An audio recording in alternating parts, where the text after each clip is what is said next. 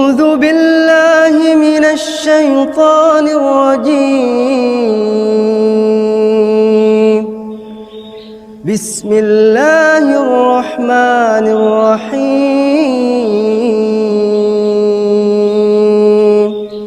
والتين والزيتون وطور سينين وهذا البلد الأمين.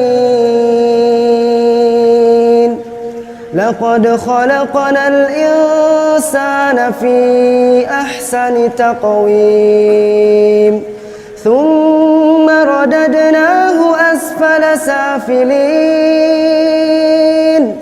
إلا الذين آمنوا وعملوا الصالحات فلهم أجر غير ممنون. فما يكذبك بعد بالدين أليس الله بأحكم الحاكمين.